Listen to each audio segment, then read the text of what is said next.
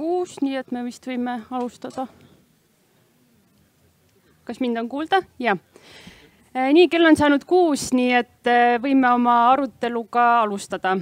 Tere tulemast Maa-alale, kus me räägime järgmised 1,5 tundi kliimaneutraalsusest ja sellest, miks see nii palju haiget teeb. Ja nagu paljud ehk omast kogemusest teavad, siis tihtilugu teeb haiget ainuüksi kliimakriisist rääkimine. Seepärast katsumegi täna üksteist empaatiliselt kuulata, et mõista nii neid, kes on tulihingeliselt muutuste vastu ja neid, kes soovivad justkui toimiva süsteemi lammutamist. Kõigepealt alustuseks võib-olla tuletame meelde, mis on meil kaalul, kui me räägime kliimakriisist ja kliimaneutraalsusest. Tänavu suvel saime me eriti tugevalt tunda, kuidas kliimakriis pole miski kauge ja võõras. Meeletud kuumalained, Euroopas möllavad metsatulekahjud, üleujutused, tormid. See kõik on vaid 1,1 kraadise kliima soojenemise tulemus. Ja teadlased prognoosivad, et praeguste poliitikatega ootab meid ees vähemalt 3-kraadine kliimasoojenemine sajandi lõpuks. Ja sellepärast ongi Euroopa Liit tõstnud hüppeliselt oma kliimaambitsiooni, põlevkivitööstus langeb vaikselt turu konkurentsist välja ja sektori emissioonid vähenevad. Aga me teame, et sellest ei piisa. Vaja on julgeid otsuseid, selget kava, ühist tegutsemist ja et see kõik tooks meile õiglasema ühiskonna, mitte vastupidi. Ja tänase aruteluga me vaatamegi siis kliimaneutraalsusele üleminekut õigluse vaatest ja anname hääle neile, keda muutused eri moel puudutavad. Selleks on meiega enne festivali vestelnud nii idavirulased kui kliimaaktivistid, need lihtsalt Eesti kodanikud, keda see kõik puudutab. Ja täna siis arutame, mida kliimaneutraalsus meist igaühe jaoks tähendab, milliseid loobumisi eeldab ja mida me kõik sellest võita võime. Seda arutelu pidi esialgu juhtima tegelikult Helen Tammemäe, aga tervislikel põhjustel ta andis oma hoolika eeltöö ja juhtohjad minu kätte. Mina olen Anette Parksepp, alles hiljuti Eesti Päevalehe ajakirjanik. Ja täna siin koos minuga on laval Tartu Ülikooli Ühiskonnateaduste Instituudi juhataja ja suurte siirete ekspert Margit Keller, riigihalduse minister Jaak Aab Keskerakonnast ja aktivist Madis Vasser Eesti Rohelisest liikumisest. Võib-olla siis nagu teeme sellise sissejuhatava tutvustusringi, et Margit Keller, teil on hetkel käimas teadusprojekt Suur siire. Palun tutvustage lühidalt, et mida te täpsemalt uurite ja kuhu te selle projektiga olete praeguseks jõudnud? Tere ja aitäh huvi tundmast meie teadustöö vastu. Meie projekt tegelikult on 3-osaline ja me tegeleme mitme erineva süsteemiga. Üks on energeetika, siis on transport ja siis on ka kommunikatsioon ja side, aga praegu on meie põhiaur läinud energeetika peale, et mis me oleme jõudnud praeguseks, millele otsa vaadata ja ajaloolased tegelevad meil siis tegelikult kõigi nende 3 süsteemi Eesti keskse ajaloopildi kokkupanemisega, eeskätt siis sellega, kuidas põlevkivi energeetika on Eestis arenenud ja kas see on hea ja halb ja on vaidlust ja teravaid emotsioone, et kas põlevkivisüsteem on meil ju circa 100 aastat vana, eks ole, et mis need tollased otsused meile tähendasid ja mida on meil sellest kõigest õppida. Et milliste otsustega me panime tuleviku perspektiivid mingiks hetkeks väga pikka perspektiivi rajasõltuvusse või lukku. Siis on teine, me nimetame seda oma linnukeeles tööpaketiks, ehk siis selline alamprojekt, mis vaatleb väga suurt pilti ja mitte ainult Eestit, vaid analüüsib siis suuri tekstikorpusi ja andmebaase. Ehk et kas see, mida me nimetame siis selleks suureks siirdeks või mingiks väga murranguliseks, tõesti selliseks muutuseks, kus ühiskonna väga erinevad süsteemid hakkavad ära pöörama siis sellest tööstuslikust ühiskonnast, kus me seni oleme olnud, me otsime, kas on mingid märke selle kohta. Ja tõesti siis nende suurte andmebaaside ja ka patendi andmebaaside ja teadusartiklite selline metaanalüüs näitab siis väga esialgsed sellised toored tulemused, et jah, retoorikas, ka erinevates regulatsioonides, ka rohepatentide arvus on tõepoolest väga erinevates riikides ja väga pikal ajaskaalal, rohkem kui 100 aastat on siis see perspektiiv, mida me vaatame. Jah, seal on murrang. Tõepoolest väga lihtsustatult öeldes ideed lähevad rohelisemas suunas. Küll aga ressursikasutus ehk meie tegelik käitumine, see tormab ikka üles. Nii et ilusad ideed ja tegelik käitumine on väga suures lahknevuses. Seda näitavad esialgsed tulemused. Ja kolmas pakett on siis väga praktiline, üritab siis välja mõelda ja ka poliitika tegijaid ja ettevõtjaid siis nõustada ja kaasa mõelda selles, kuidas erinevaid süsteeme nihutada, pöörata. Ja pärast võib sellest natuke pikemalt rääkida, aga me oleme praegu valmis saanud siis ühe ekspertküsitluse, kus me üle 100 Eesti erineva valdkonna eksperdi küsisime, mida siis meie energeetikasüsteemiga pihta hakata, milliseid erinevaid sekkumisi teha. Ma praegu detaili ei läheks, et selle tulemused on meil siis värskelt laual ja mingisugune pilt, mida väga targad inimesed, kes energeetikast midagi teavad, mis nad siis arvavad, et võiks, mis on realistlik ja mis on Eestis tehtud. Aga sellest võib natuke hiljem. Jaak Aab, Margit siin ütles, et me teeme suuri sõnu, aga tegusid mitte. Et kas teie usute, et Euroopa Liidu eesmärk saavutada aastaks 2050 süsinikuneutraalne majandus on realistlik? Mina isiklikult arvan, et see on realistlik. See vajab kõva pingutamist, me oleme üks osa sellest. Võib-olla meile ta on ühtepidi raske selles mõttes, et meil on see põlevkivitööstus, on teatud regioon, kes on sõltunud nendest töökohtadest ja sellest toodangust, ja Eesti on saanud muidugi ju oma majandusse suure osa energeetikatööstusest ja heaolusse ka maksude näol. Aga ma tahan ühte asja öelda, et kui tundub, et praegu alles hakkas mingi üleminek, siis see pole kaugeltki nii. Kui me võtame kas või põlevkivitööstuse, 80. lõpus töötas seal 18 000 inimest, viimased 3 aastat on stabiliseerunud 6000 inimese peale umbes. Et see on juba 3 korda vähem. Nii et juba vahepeal on need inimesed pidanud kuskile üle minema, arvestame seda. Ja teistpidi, ütleme, et ka riik, Eesti riik alati oleks saanud teha rohkem. 2015 algatati Ida-Virumaa tegevuskava ja me oleme mõõtnud seda, et kuskil 5 aastaga on 250 miljonit investeeritud Ida-Virumaale riiklike programmide meetmetega ja Euroopa rahadega. Ja nende toel on loodud kuskil tööstusparkidega näiteks või siis ka Ida-Virumaa programmiga kokku 1500 uut töökohta. Teised sektorid, ettevõtjad ilma riigi toeta on loonud veel umbes 1500 töökohta. Muidugi töökohti on ka kadunud, mitte ainult põlevkivitööstuses, ka teistes sektorites. Aga igal juhul uusi töökohti on juurde tulnud. Ja viimase 2 aastaga, mis on nagu veidi lohutav number, kus me näeme, et see muu tööstuse ja ettevõtete tulek Ida-Virumaale on tõesti hakanud toimima. Ida-Virumaal on töötus kasvanud 2 korda aeglasemalt kui mujal Eestis. Ta on tõsi, Eesti kõrgeim, aga ta on kasvanud 2 korda aeglasemalt kui Eesti keskmine töötus. Madis, sinu arvamusartiklid ja kolumnid paistavad oma otsekohesuse poolest silma.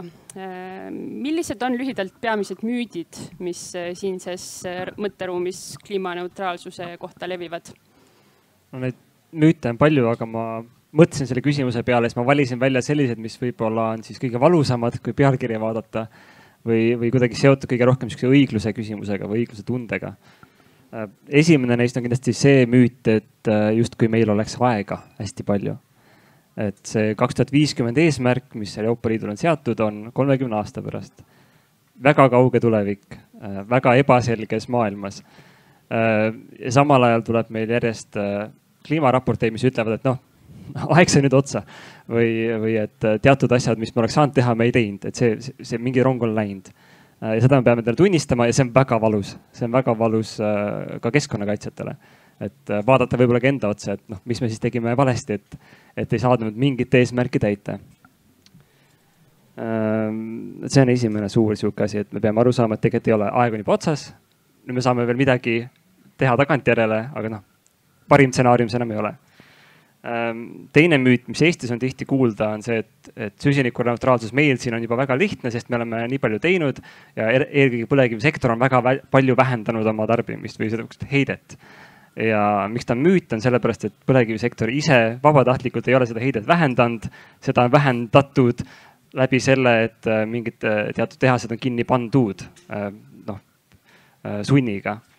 Ja see on teisel põhjusel müüt, sest põlevkivi elektriheitmed on nüüd rohkem läinud põlevkivi õliheitmetesse, millega saab siis seda peita kuhugi välismaale, aga kliima mõttes suurt vahet ei ole.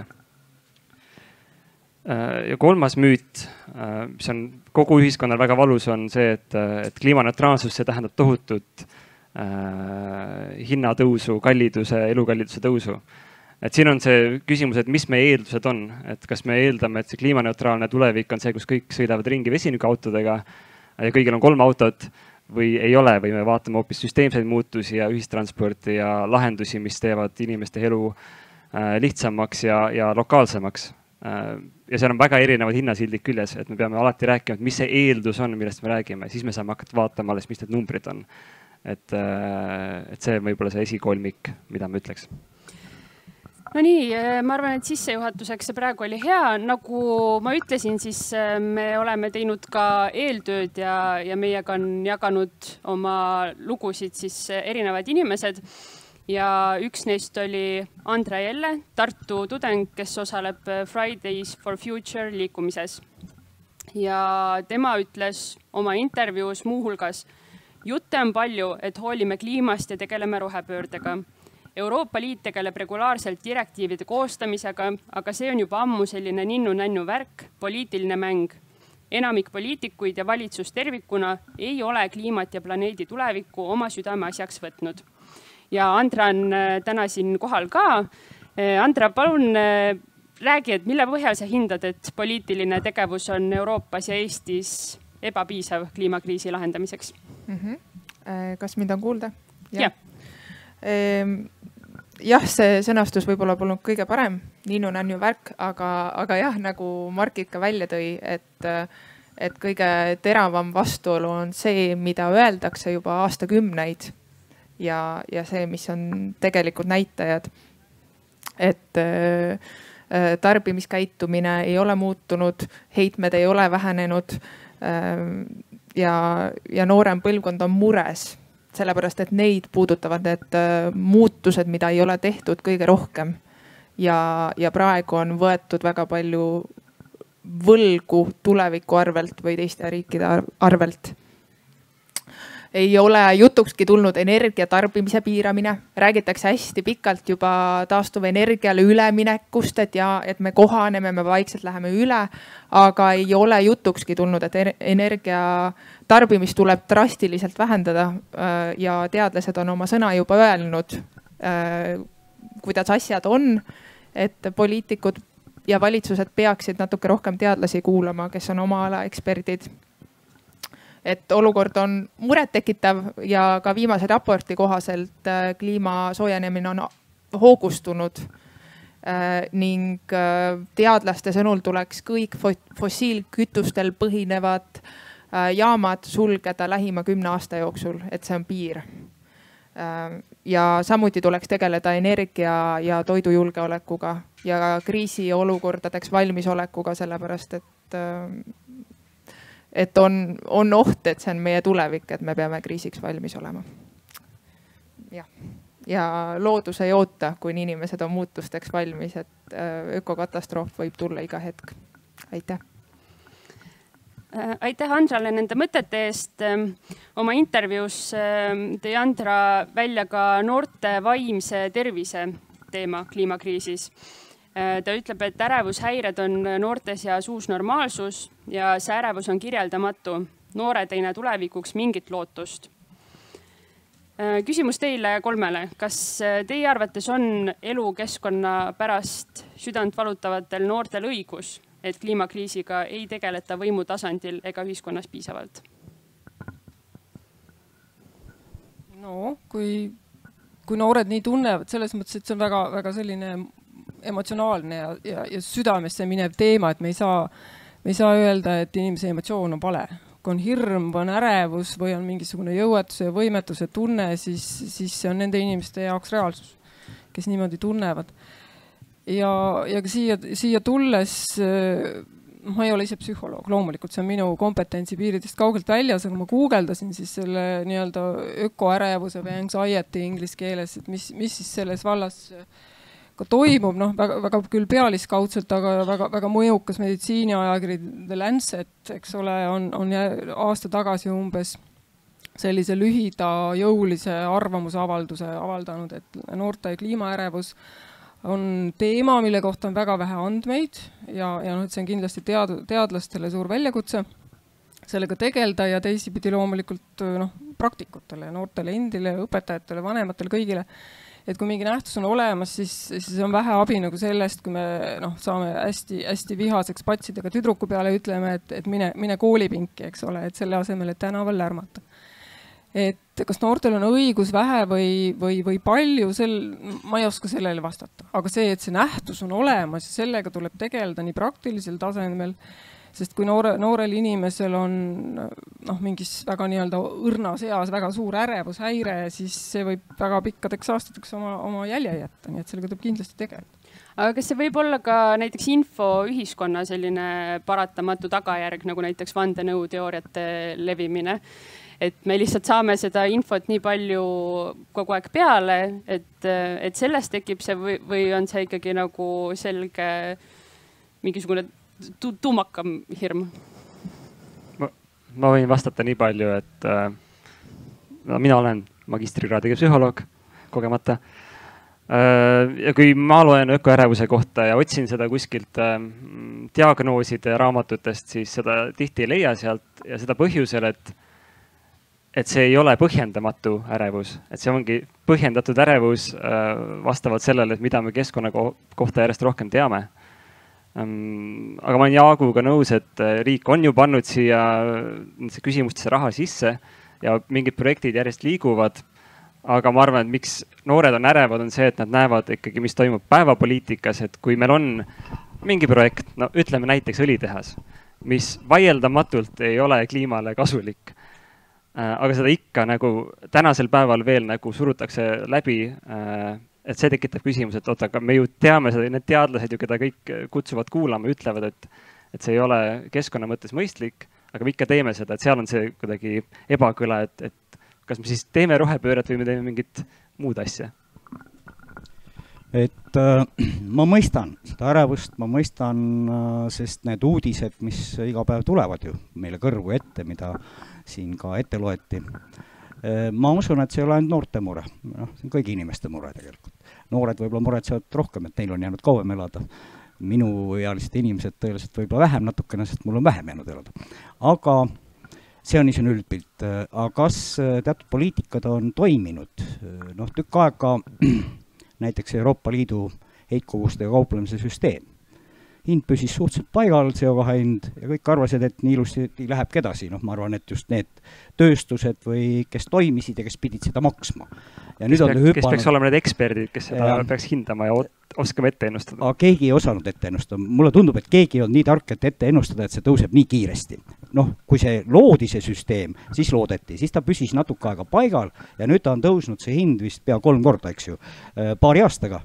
Ja arvestades ka neid ettepanekuid, mida Euroopa Komisjon on teinud, tõenäoliselt kasvab veelgi. Et see on üks toimiv meede, mis tegelikult mõjutab neid tööstusi, mis heitkoguseid paiskavad. Teine asi on poliitika selle juures, iga riik peab valima selle tee. Ja noh, Eestil on kliimaenergiakava. Ei saa öelda ainult, et meid päästab see, et kui me selle põlevkivisektori kiiresti kinni paneme. Ma arvan, kui seal need kogused järjest vähenevad, siis järjest enam kerkib küsimus transpordis, nii nagu Euroopa Komisjon on tähelepanu pööranud, hoonetes. Ja mulle meeldis see, mis esile tõid, et tegelikult kõik prognoosid näitavad tohutut elektrienergia tarbimise kasvu. Et see on see küsimus. Me mõtleme, et paneme usinasti tuulikuid püsti, hakkame usinasti hullusti veel tootma, aga selle tuuliku materjali tootmine tõenäoliselt paiskab midagi õhku ja toodab prügi. Ja nii edasi, et siin ei ole niisugust väga selget vastust. Et ei saa vaadata väga mustvalgelt. Ja üldse maailm on värvilisem. Väga palju on halle varjundeid, tumehalle, helehalle. Kas see lahendus võib olla siis see, et et tundub, et on niisugune väljapääsmatu olukord, et justkui tarbimine tahaks tõusta, aga samas see tootmine ei saa väga hästi tõusta, et siis see asi laheneb ise kuidagi sellest, et tootmine jääb madalaks, tarbimine jääb madalaks, korras lahendatud, kliimaeesmärgid saavutatud. Noh, need ka viimased kuud näitavad, mis teeb elektri hind, ehk näitab seda, milline on nõudlus. Ja lihtsalt ütleme, meie piirkonnas ei ole võimsust peale Eesti Energia katelda, mis suudab seda katta. Muidugi Venemaalt saab alati tuuasta odavat elektrit läbi Soome või läbi Läti, aga seal ei maksta midagi CO2-st. Et see on nagu ebaaus konkurents tegelikult ja me ei tohiks sellist elektrit siis tarbida. Aga see tähendab, et teatud aja meil neid Eesti Energiakatteid on vaja. Ma ei tea, mina ei oska seda täpselt numbrit öelda, sest see sõltub väga paljudest asjadest. Kui meie piirkonda ei teki piisavalt elektrivõimsusi, ja ma ei usu, et me kõik hakkame kohe säästma elektrit nii palju, et neid võimsusi vaja ei ole. Et see on kõik omavahel seotud. Majandus, inimeste töökohad, palgad, heaolu ja eks üks oht jälle teistpidi on, et väga kiirete üleminekutega me tekitame kuskil mujal selle noh, nii nagu täna on, et kas see on valus. Võib-olla kuskil ikkagi on valus. Et me peame seda valu leevendama. See, et üleminek peab toimuma, ei ole üldse vaieldav, minu jaoks mitte. Kindlasti peab toimuma. Küsimus on millises tempos, et suudaksime selle valu leevendada. Ega Euroopa Komisjoni või liidu poolt see algatus, et üldse on loodud ka õiglase ülemineku fond, mis näiteks on konkreetselt meil aitab ju Ida-Virumaad, siis mina olen sellel korral suht optimistlik. Regionaalpoliitika eest vastutava ministrina ma olen näinud erinevaid poliitikaid nii Eestis, Euroopas kui mujal. Ja ütleme nii, et ega nad palju toiminud ei ole, vaatame ise oma Eestimaad ja hajaasustust ja nii edasi. Ja oleks saanud palju rohkem ära teha. Aga Ida-Virumaale ma arvan, et nutikalt seda raha kasutades, sest arvestage seda, et kõik ütlevad, et noh, Meelis ütleb ka, et mis 340 on, et me oleme panustanud mitu miljardit sinna põlevkivitööstusesse näiteks.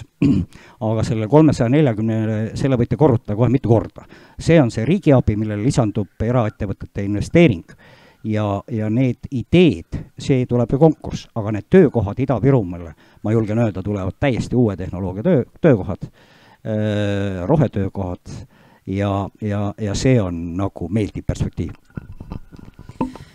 No võib-olla tuletame vahelduseks korraks jälle meelde, et mis meil siis kaalul on, et võib-olla Madis, sina kõige paremini oskad meile teha väikese ülevaate, et kuidas süvenev kliimakriis võib hakata Eesti elanikke mõjutama. Et ühest küljest on palju inimesi, kes on mures selle pärast, mida toob see kliimaneutraalsusele üleminek, et see on nende jaoks valus, aga on hulk inimesi, kes teavad, et väga valus saab olema ka see, kui me ei tegutse piisavalt kiirelt. Et kui suurt osa elanikest kliimakriis Eestis puudutab ja kuidas? No, ma usun, et ta puudutab igat ühte, aga kui siin see näide oli, et see üleminek peab olema sujuv, aga samal ajal juhtuvad asjad, mida me ei oska ette ennustada, siis mille peale võiks veel öelda, et keskkonnaühendused ju juba aastakümneid ütlesid, et noh, et see muutus tuleb, miks me ei valmistu ette, miks me ootame viimase hetkeni. Et minu hirm on, et siin küsimus õiglusest, et kes siis lõpuks on see, kes selle ambasratta vahele jääb.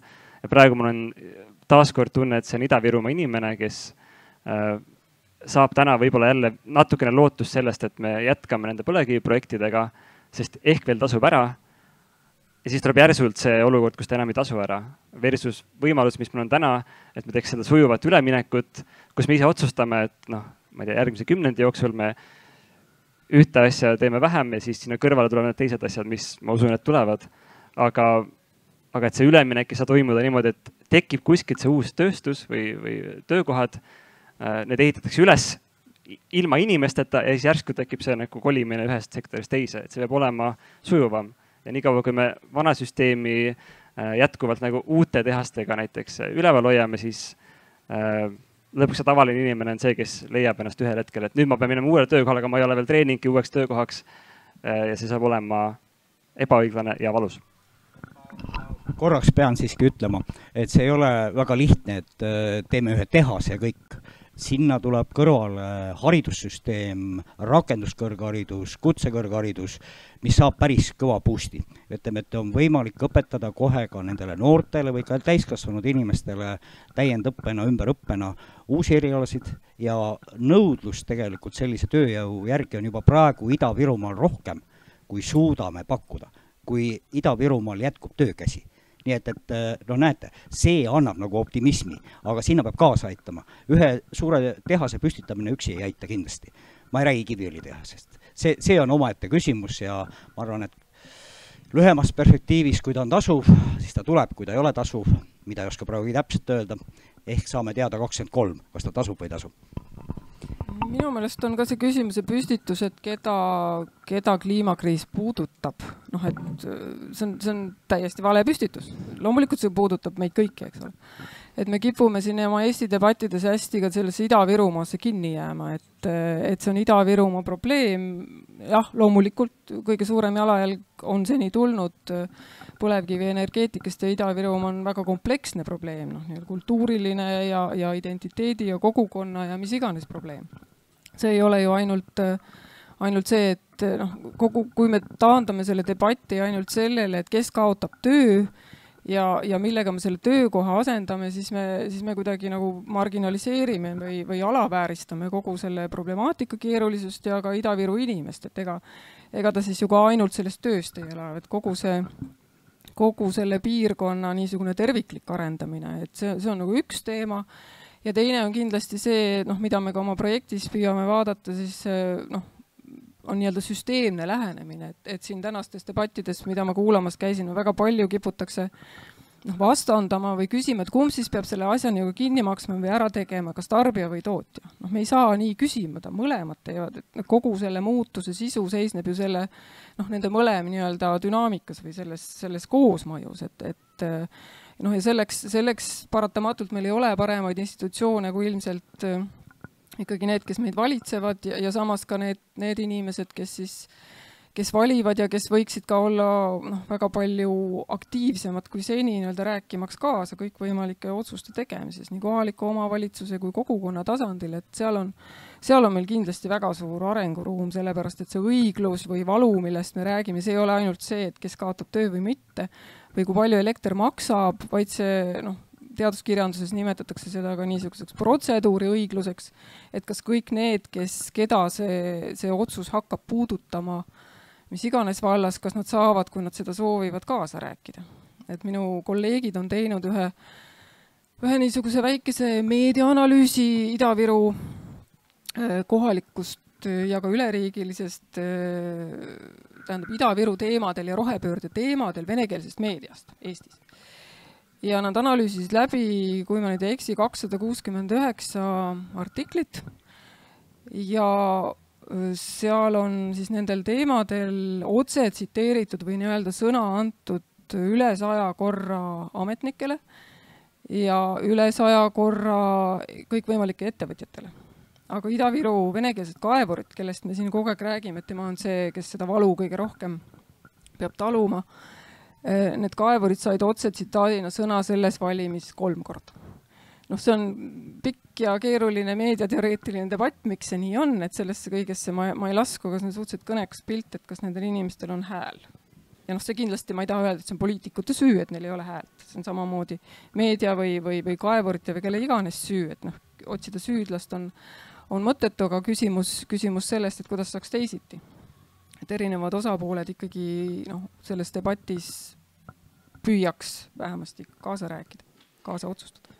No aga tulemegi korraks Ida-Virumaalt laiemaks, et nagu me siin kokku leppisime, et kliimakriis puudutab iga eestimaalast, et mis need valdkonnad on, et kuidas see meid kõiki puudutab, et ma ei tea, sellel suvel me kõik tundsime, et hästi palav ja ebamugav ja vastik on olla. Põllumehed ilmselt mõtlevad selle peale, kuidas nad saaksid tulevikus endiselt saaki, peavad katsetama mingisuguste uute viljasortide ja asjadega. Et mis on need teised valdkonnad, mille pärast tavalised eestimaalased mured peavad tundma praegu? No olles käies ringi siin erinevatel aruteludel, siis kõik need teemad on mingil moel siin kaetud, et kus räägiti süvitsi toidusüsteemidest, kus süvitsi transpordisüsteemidest, kus süvitsi prügimajandusest, et kõik need on need valdkonnad, mis on seal heitmete graafikul olemas, et mida me peame kuidagi hakkama vähendama. Ja tihti tuuakse lahenduseks, et on innovatsioon ja on lihtsalt rohkem rahastust ja siis kuidagi laheneb. Aga mulle tundub, et see on pagana keeruline niipidi teha, sest et jah, nagu see lähteülesanne, et me peame lahendama keskkonnakriisi ja kasvatame majandust. Aga ka TalTechis on professorid, kes ütlevad, et need mõlemad ei ole tehtav. Et vali üks või vali teine, aga mõlemat ei saa. Ja kui me valime selle rohepöörde ilma majanduskasvuta, siis just eelmine arutelu oli seal rohetiigri alal, mis oligi, et mis see alternatiivne majandusmudel üldse on ja korraks Ida-Virumaal hüpates nemad on seal ka kohalikul tasandil väljendanud seda, et neil on see juba reaalne nagu praktiline küsimus, et neil on maakond, kus kunagi oli 150 000 inimest, kui me ei eksi, ja nüüd on oluliselt vähem, et kuidas nad saavad hakkama selle ülikonnaga, mis on liiga suur, et neil on vaja selle jaoks uut mudelit ja võib-olla see on üle Eesti siukene küsimus, et jällegi ühes teises arutelus toodi välja, et võib-olla see on see Eesti edumudel, mida müüa maailmale, et vaadake, et me ei ole 30 aasta jooksul rahvaarvu kasvatanud ja õpetame teistele ka. Et ja see on ka see ülemineku küsimus, et kas see üleminek ise saab olla meie jaoks siukene järgmine nagu innovatsiooni objekt ise, et kuidas meie teeme seda edukalt ja siis õpetame teistele ka. Aga see oli väga ähmane vastus. Et ma võtan sõnasabast kinni, ikka läksin Ida-Virumaale, aga jälle, et mis me teinud oleme, tükk aega keegi tahtnud tegeleda pooltühjade kortermajadega, mis ongi selle tagajärg, et kahanevad piirkonnad. Aga jälle, siin ei ole ainult ka valitsuse asi, arhitektide punt võttis näiteks sellise idee, et teeme nendesse väiksematesse keskustesse, maakonnakeskustesse, veel väiksematesse keskustesse sellised kenad keskväljakud, et toome selle elu sinna linna keskele tagasi, mis oli magalatesse nagu laiali läinud, kus hakkasid majad pooltühjaks jääma. Kui te olete nüüd Eestis ringi liikunud, siis te näete neid häid näiteid, kus siis sinna kesklinna tulebki elu tagasi, sinna tulevad ärid ja kohvikud ja inimesed ja see ongi see mudel, et me peamegi ka kohanema sellega, et elanikkond kuskil piirkonnas väheneb. Nii et kui me vanasti kohalikud omavalitsused mõni aeg tagasi tegid selliseid planeeringuid, kus nad planeerisidki neid magalaid, et neil kogu aeg kasvab elanikkond, isegi siis, kui ta juba kahanes 90-ndatel. Et nüüd on aru saadud, et nüüd tuleb teine vaade ja tulebki planeerida ka seda elu seal koha peal, mõnes mõttes säästlikult, eks ju, ja paremini.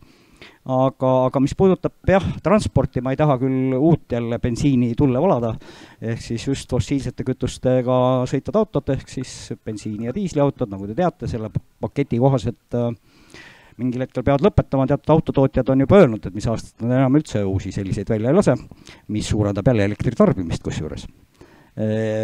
Kuidas seda toota, on omaette ooper jälle. Aga mida kardab nüüd tavainimene, on see, et hüppeliselt tõusevad siis hinnad ka nendele kütustele ja et kui transpordile praegu tahetakse ka CO2 siis kauplemissüsteemi laiendada, põhiliselt mina saan nii aru, et maale toojad hakkavad maksma selle eest mingi ühiku eest ka CO2 kvooti. Nemad võtavad selle hinna tarbija käest ja siis lahendused, mulle tundub praegu Euroopa Liidu poolt on ka vähe sellised naiivsed. Et kas siis antakse raha elektriautode ostmiseks vaestele peredele, on kõlanud läbi selline asi, mis võib ju kuskil maal aidata, aga ma arvan, et see ei ole võluvits. Või siis teine, et maksame sotsiaaltoetustega kinni ja isegi on räägitud summadest, aga näiteks Eestile tähendaks see kuskil 8 aasta jooksul 72 miljonit eurot. Jagame selle ära, siis see on alla 10 miljoni euro aastas. Ma ei tea, palju me suudame sellega toetada, ütleme, hinnatõusu, mis lööb siis väiksema sissetulekuga lastega perede pihta näiteks. Ja ongi küsimärk ja ei oskagi vastata. Ju siis peab riik oma poliitikas kaasa aitama, Euroopa üksinda seda tulekahju ei kustuta.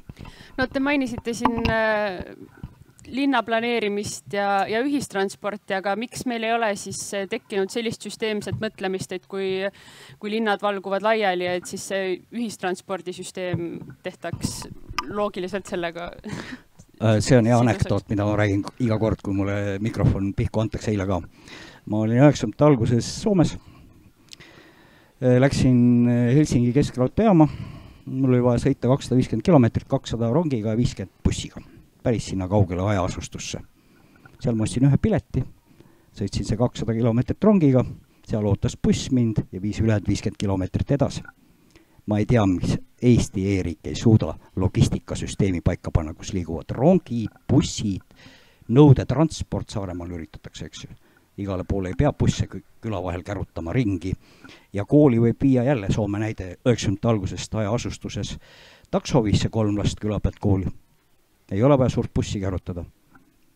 Ja see on tegemata töö. Aga te olete minister? Ma olen küsinud majandusministrite käest, kõigi käest, kes seal on olnud, alates ma ei tea kellest, Savisaare käest küsisin ka. Kõik lubasid hakata tegema. No õnneks Taavi Aas nüüd saab vastata, et midagi on hakatud tegema, et Harjumaa ja Tallinna ja Raplamaal see pilootprojekt on käivitumas. Ja väga loodan, et see siis ükskord annab ka selle lahenduse, sest seal on ka palju ju asjatud, kuidas siis on, CO2 heidet, kui tühjad bussid liiguvad.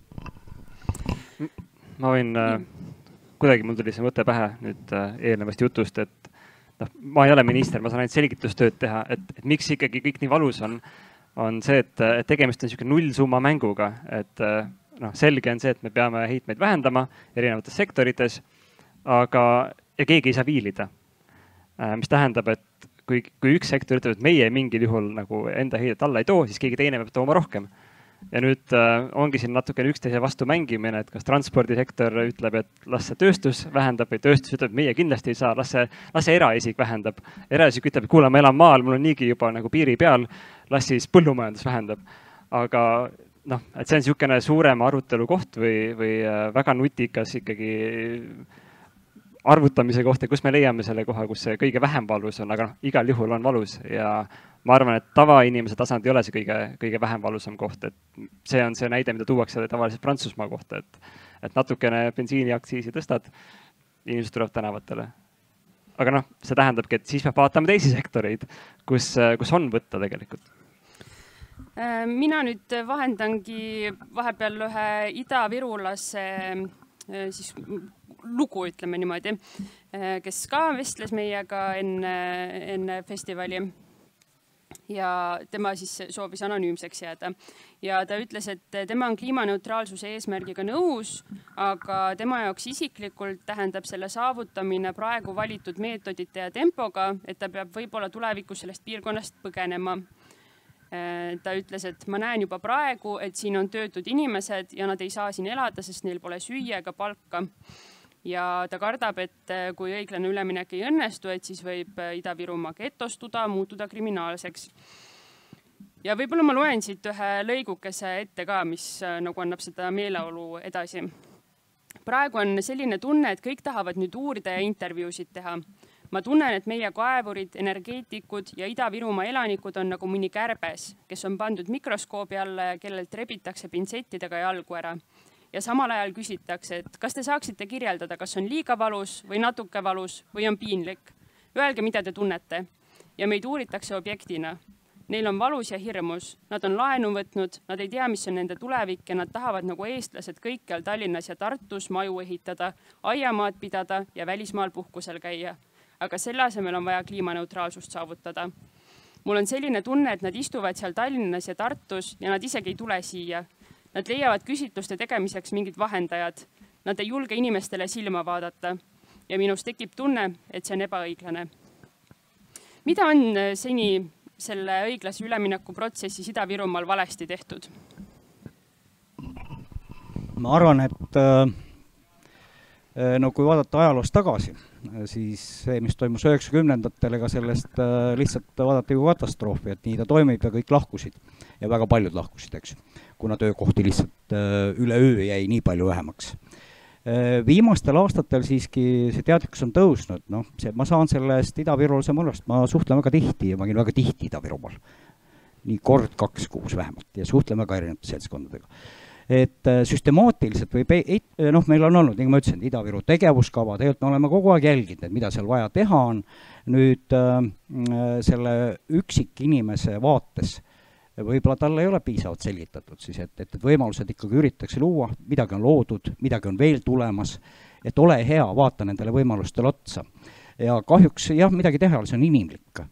Põlevkivisektori töökohad on suhteliselt hästi tasustatud võrreldes teiste Ida-Virumaa töökohtadega.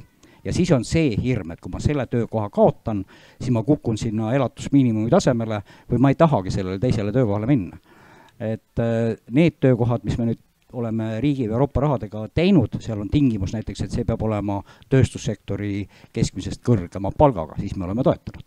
Et siin peab ka natukene mängima sellega, et teha siis need teised töökohad atraktiivseks nendele inimestele.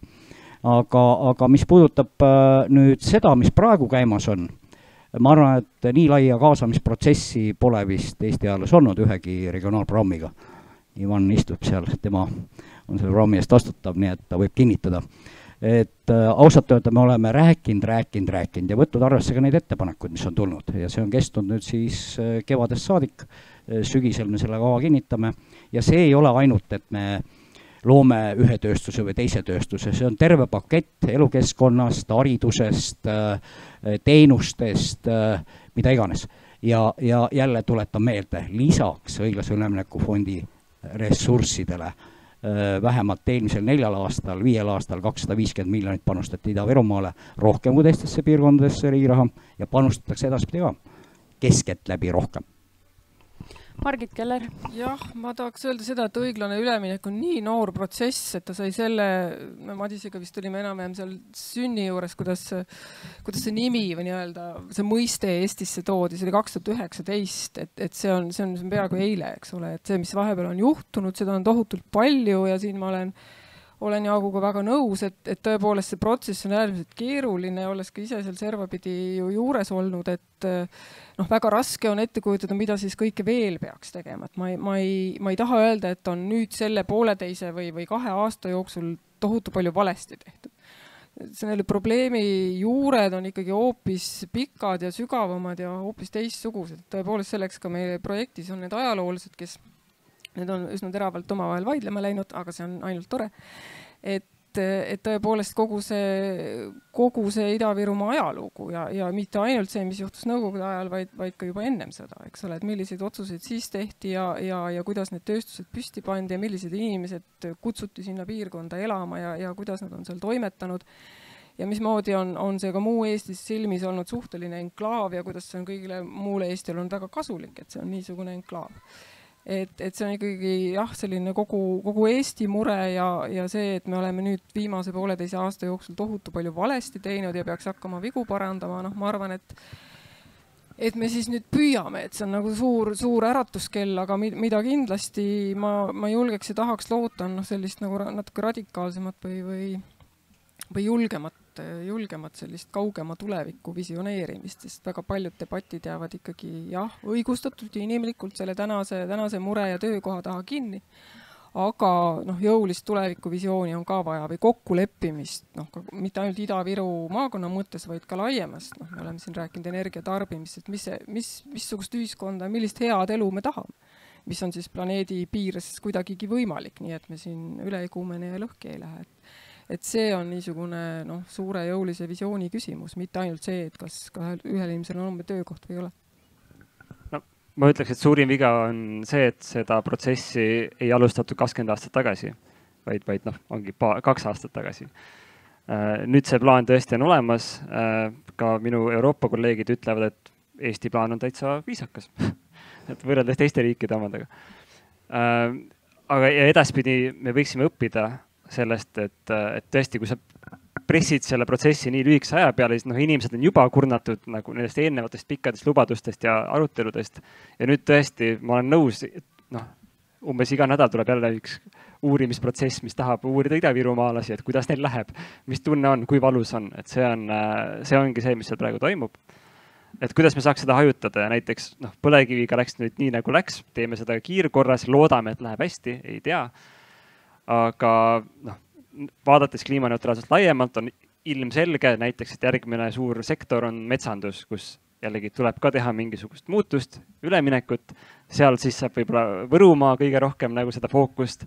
Et kas me saame alustada protsessi juba täna, mitte 3 aasta pärast, kui on hästi kiire jälle, tuleb kiiret nagu leida nagu tänastele metsameestele uued töökohad, sest nagu probleemid on täpselt samad, et need kõrgepalgalised töökohad, muud teha ei ole selles piirkonnas, mis nüüd saab, ei ole võimalik muutust teha, et noh, õpime sellest esimesest protsessist, et Ida-Virumaa on meile suunanäitaja nii mitmes mõttes, et jah. No üks asi, mida Eesti on päris tõsiselt, alati oleks saanud paremini teha, näiteks siin heitkogustes või ütleme, kasvuhoonegaaside heites räägitakse ka ju lihtsalt hoonetest, mis vajavad tõsiselt rekonstrueerimist energiasäästu mõttes. Eesti siin on tegelikult, kui võrrelda nüüd umbes sama saatusega riikidega, siis me oleme panustanud päris hästi ja me ka järgmisest Euroopa Liidu rahast oleme planeerinud tegelikult toetustena 70 miljonit. Sinna lisandub siis omaosalus, pangalaenud ja nii edasi aastas. See tähendab siis, et üle 100 miljoni puhtalt korterelamutesse panustatakse energiasäästu, lisaks ka ettevõtete energiasääst.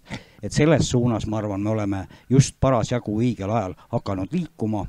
Meil on kujunenud välja see turg, need ettevõtjad, kes suudavad seda tööd teha ja see läheb päris hea tempoga, nii et vähemalt 1+ ka julgeksin öelda. Ma loen vahepeal väikese väljavõtte veel ühest intervjuust. Muideks need intervjuud on olemas veebilehel kliimamuutused.ee, nii et siis sealt saate neid vaadata. Aga seal jagas oma mõtteid ka Riigikogu liige ja Kohtla-Järve linnavolikogu liige Edward Odinets, kes ütles, et enne kui me midagi väga tõsist ette võtame, peame pakkuma inimestele alternatiivse lahenduse. Me peame ütlema, mis saab nende elust 2, 3, 5, 10, 15 aasta pärast. See, mida praegune valitsus on välja kuulutanud, et aastal 2035 paneme need asjad kinni, aastal 2040 paneme need asjad kinni, need on väga kindlad kuupäevad. Kõik, finito, elage sellega. Aga mitte keegi ei räägi sellest, mis asemele tuleb. Ma nägin väga hästi, mis juhtus minu isa ja emaga, kui Ahtmes pandi kaevandus kinni ja nad korraga kaotasid töö. Ja ma ei taha näha samasugust keerulist olukorda oma venna peres ja tema laste peal, nagu oli meil oma peres, minul, mu vennal. Ja oligi väga keeruline. Ei olnudki midagi süüa. Väga raske oli. Meil oligi nii, et meil töötasid samas kaevanduses ema, isa, ema vend, ema isa ja nad kõik jäid korraga tööta. Miks ei usu Ida-Virumaa inimesed, et nende tulevik õiglasest üleminekust paremaks muutub? See oli selgelt niisugune isikliku aluskogemus, eks ju. Ja neid kogemusi on palju kahjuks. Nii nagu ma ütlesin, tegelikult 80 aastate lõpust kuni tänaseni on 3 korda vähenenud see töötajate arv põlevkivisektoris. Kõige suurem vähenemine toimus 90-ndatel juba ära. Et see ei ole viimaste aastate valu, see on nagu pikalt olnud valu ja see on võib-olla tekitanudki sellise lootusetu tunde, et tuleb jälle mingisugune mõjur, nagu on mingi CO2 näiteks hinnatõus, mis mõjutab seda, et elektrit toota ei saa seal selles elektrijaamas, järelikult ei kaevanda ka nii palju. Või nafta hinna langus. Või nafta hinna langus, eks ju, aga eks siin tuleb julgustada. Ma arvan küll, et väga raske on, ütleme siis, kuidas seda öelda, siis pensionieelses eas inimestel hakata tegema suurt muutust ja vaatama nende töökohtade poole, mis tuleme. Aga uskuge mind, Ida-Virumaal on praegu olukord, kus teatud ettevõtjad tikutulega otsivad töötajaid taga. Et kuidas viia kokku läbi ümberõppe, täiendõppe, ma ei tea, teatud toetuste see ettevõtja, kes vajab tööd ja see, kes on kaotanud töö. Nii et mina usun sellesse, et me suudame seda teha, see vajab pingutusi, see vajab väga mitmekülgseid pingutusi, aga see võimalus on olemas. Ja ma arvan, et noortel need avanevad võimalused, neid pakutakse päris hästi. No näiteks me toetasime Kohtla-Järvele IT-kooli asutamist, mis oli erasektori tegelikult algatus, aga riik toetas ka. Ja selliseid algatusi on päris palju, selliseid huvitavaid algatusi, kus me ei räägi nüüd enam põlevkivisektorist ja isegi mitte tööstusest. Me võime rääkida start-upidest, kultuuriinkubaatoritest ja nii edasi, nii et see ei ole nii ühene pilt ja tihtipeale need inimesed, kes Ida-Virumaast räägivad, pole seal ammu käinud. Nad ei tea üldse, mis seal toimub. Ja joonistatakse ette, et ongi selline juppe, mingi tohutud tööstus, tuhamäed ja minge vaadake, kui tublid inimesed seal on. See on lihtsalt fantastiline, milliste ideedega nad tulevad. Ja nüüd on võimalus neid ideid toetada veel rohkem. Madis, sa tõid kevadel Riigikogu ees peetud kõnes välja Praxise uuringu, mis väidab, et neid põlevkivisektoris hõivatud inimesi, kes põlevkivi järgsel ja mitmekesisema majandusega maakonnas enam tööd ei leiaks, on Ida-Virumaal tegelikult vaid alla 1000. Ja samas lubab õiglase ülemineku fond tagada piirkonnas inimestele märkimisväärsed summad ümberõppeks. Kas siis Ida-Virumaa tööliste pärast muretsemine ja selle mure väljendamine on poliitiline kemplus ja inimeste lollitamine? Selle taustaks on see, et kui räägitakse õiglasest üleminekust, siis on alati mingisugune inimeste arv arvutatud välja sinna juurde ja see kunagi ei ole sama. See on alati, oleneb sellest, kes arvutab, ütleb, et neid kaasnevaid nagu töökohti ja seotud inimesi on 10 000, 15 000, 20 000, kuidas nagu parasjagu tuju on. Aga tõesti jah, see Praxise analüüs minu jaoks avas silmi natukene, et tõesti, nagu Jaak ütles, uued ettevõtted tulevad, nad on ka, otsivad insenere, otsivad tublisid inimesi, neid seal maakonnas on. Et siis inimesi, kes on täna tõesti kas väga pensionieelikud või nii spetsiifiliste oskustega või ei soovi ümber õppida, et neid on tõesti alla 1000, kellele peaks mõtlema, et mis me siis nendega peale hakkame, kui neil tõesti kaob see tänane töökoht ära. Ja see on oluliselt väiksem number kui see 20 000. Ma saan aru, et seal on nagu ümber veel lisaks arvutatud kõik need pered ja ma ei tea, vanaemad, kes võib-olla sõltuvad töötavast lapselapsest. Aga jah, et üks asi, mis ka võib-olla müüt on see, et põlevkivisektoris töötav inimene täna nagu seob ennast hästi tihedalt sellega, et kui põlevkivisektor läheb halvasti, siis sellel inimesel läheb halvasti. Aga tegelikult nagu nad on eri asjad. Üks on see tööstus ja teine on see inimene, kes täna töötab selles tööstuses, aga homme võib tööstada mingis muus tööstuses. Et see on nagu see positiivne noot, et põlevkivisektor, mis me näeme, et ei oma enam pikka iga hääbub, siis see inimene ise tegelikult, tal võib tulla väga huvitav järgmine karjäär veel põnevamas kohas, veel võib-olla tervislikumas töökeskkonnas. Et see on pigem võib-olla nagu mitte poliitmäng, aga võib-olla niisugune soov mõtlemine natuke tõesti, et see uus sektor tuleks kuidagi maagiliselt ilma inimesteta, kes seda peab üles ehitama.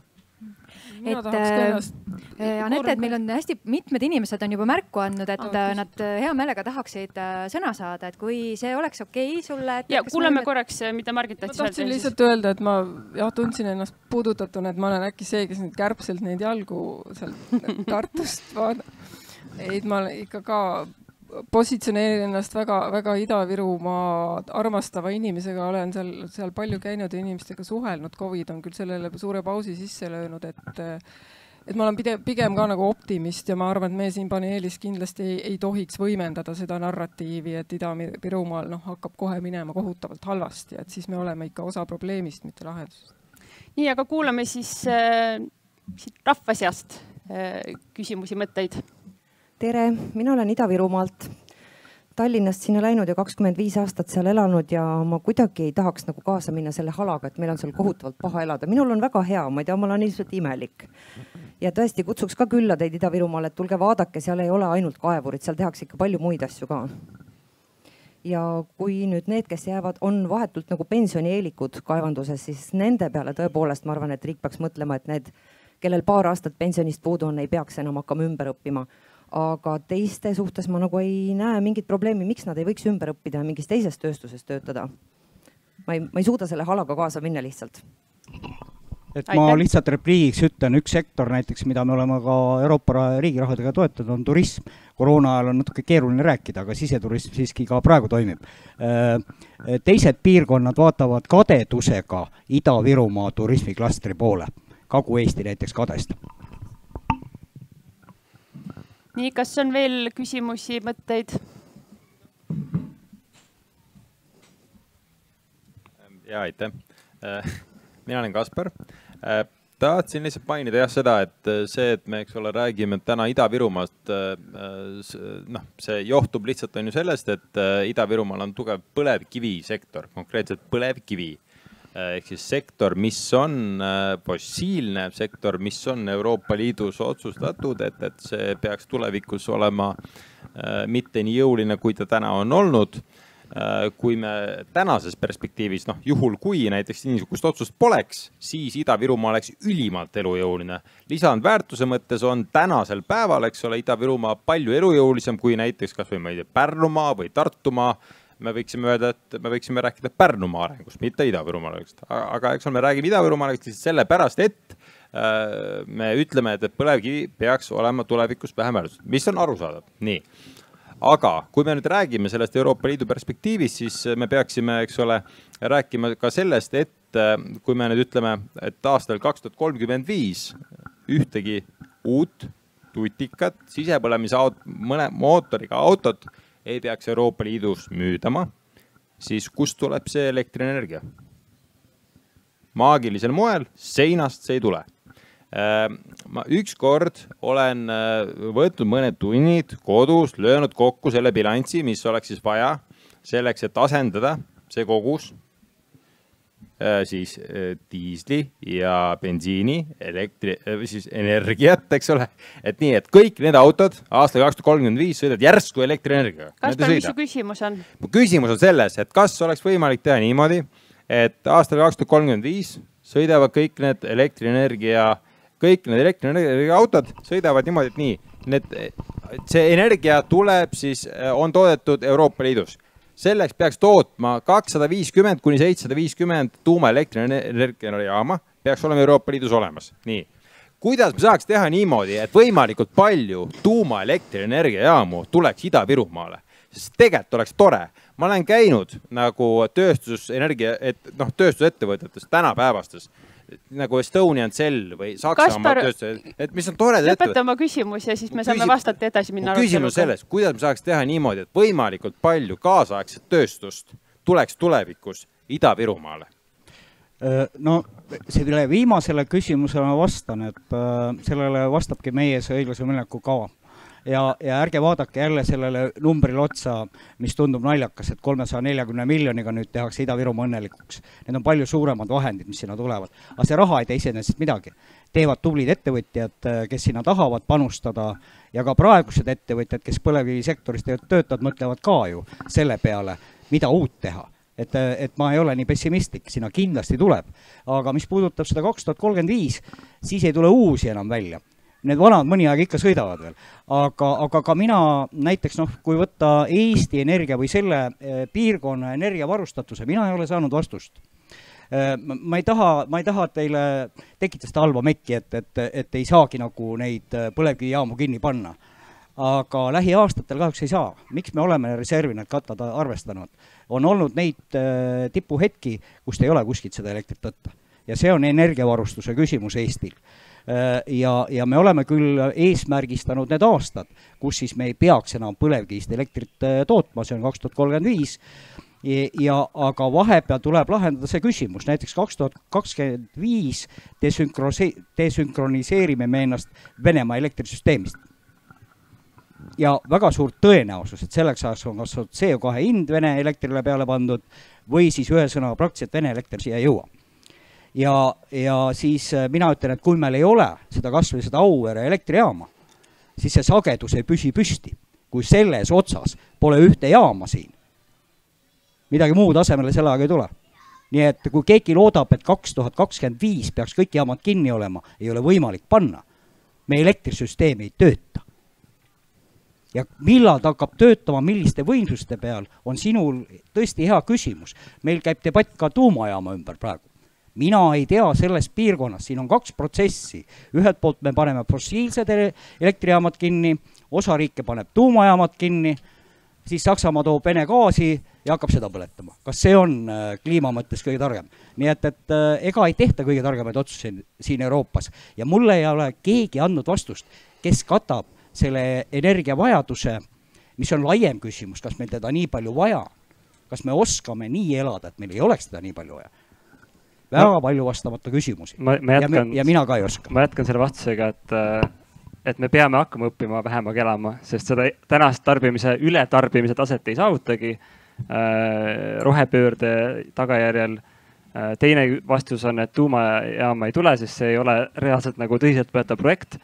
Ja kolmandaks, et kogu see arutelu läheks väga pikaks, kui me läheks detailidesse. Nii et ma lihtsalt ütlen, et tarbimise juhtimine on üks võlusõna ka, kus on arenguruumi, et tõesti, et siis, kui elektrit on rohkem, kasutame rohkem, kui on vähem, kasutame vähem. Muud varianti ei ole lihtsalt. Kui tahame kasutada rohkem, kui on kasutada, siis ei kasuta. Enne kui ma annan Arbile sõna, siis Margit, kas te enne ütlesite, et te tegite selle uuringu, kus 100 eksperti jagas mõtteid energialahenduste ja võimaluste kohta, et kas te äkki nüüd on paras aeg natukene selle tulemusi meile avada?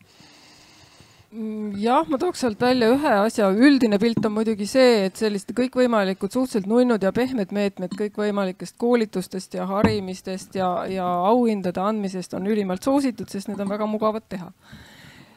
Aga mille me ja meie piiritu usk ikkagi ka vabasse liberaalsesse turumajandusse paistis sealt ka välja, et see on ka täna tõsi. Küll aga me panime sinna sisse ühe niisuguse natukene irriteerivama küsimuse, kuna Euroopa sotsioloogid ja tarbimise uurijad on tulnud sellise, ja mitte ainult Euroopa, aga selline mõiste on käibele tulnud nagu tarbimiskoridorid, mis on siis ühelt poolt selleks, et nii-öelda vaesuspiir ja see minimaalne heaks, normaalseks, viisakaks eluks minimaalne tarbimise nii-öelda põrand kehtestada, mis iganes on, et siis ruutmeetrid, palju inimene tarbib või kilomeetrid, mis ta sõidab või elektrienergia kogused. Ja teistpidi, sellest me keegi ju ei vaidle, et me tahaksime minimaalse elustandardi kindlustada tegelikult ju kõigile planeedil elavatele inimestele. Aga selle asja konks on see, et siis peaks kokku leppima ka need ülempiirid, et mis on siis nii-öelda planeedi seisukohast jätkusuutlik tarbimise koridor, kus me siis olla võiksime, eks ole, et mitu arvutit pere peale ja mitu kilomeetrit tohib aastas sõita ja mitu ruutmeetrit tohib olla. Ja loomulikult, nagu te arvatagi võite, siis see ei ole esinduslik küsitlus, see on ekspertpaneel, veidi üle 100 inimese. 80% ütles, et ei, sellist asja ei peaks mitte kunagi tegema.